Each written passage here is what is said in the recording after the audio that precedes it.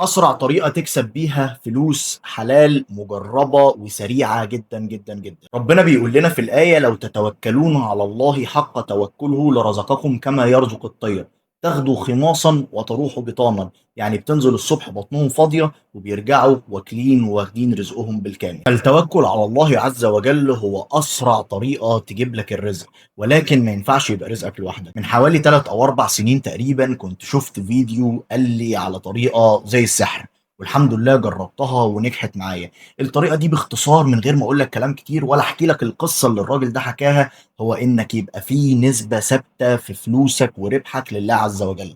بمعنى إن أنا النهارده والله باكسب 1000، باكسب 2، باكسب 100، أنا عامل حسابي إن أنا في 5% من فلوسي، 10% من فلوسي باطلّعهم لله.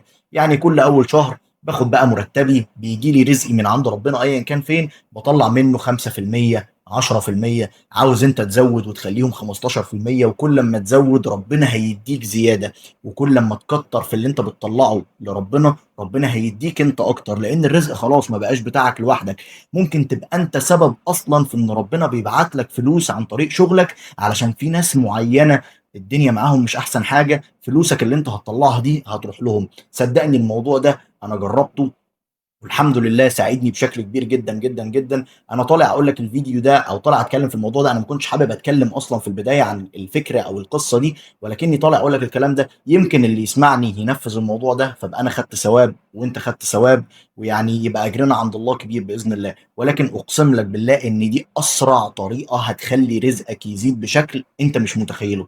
رزقك هيزيد جدًا، هيبقى معاك فلوس كتير جدًا، ممكن يكون ما بيجيلكش شغل كتير، تلاقي فجأة ربنا فتحها عليك أنت مش عارف ليه ومش عارف منين، بس لإن خلاص رزقك ما بقاش رزقك لوحدك، رزقك ما بقاش بتاعك أنت بس، بقى في دايمًا نسبة معروفة لله. فدايمًا ثبّت نسبة في فلوسك طلّعها لله، وصدّقني الطريقة دي هتغيّر حياتك تمامًا وهتزوّد رزقك بشكل كبير.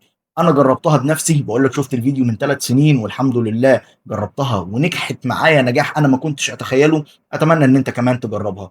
ولو عاوز تتعلم أي حاجة ليها علاقة بالتسويق الإلكتروني، صناعة الإعلانات، صناعة المحتوى، اعمل لي follow علشان أنا دايمًا هانزّل لك محتوى في الbusiness وفي التسويق هيساعدك بشكل كبير.